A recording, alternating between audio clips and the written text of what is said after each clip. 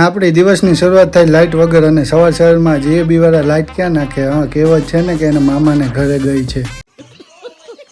પછી મેં અને મારા ફ્રેન્ડે બે શરત લગાડી હતી કે તું 3 આઈટમમાં આ બોટલ ઊભી રાખી દઈશ તો હું તને 100 રૂપિયા આપીશ.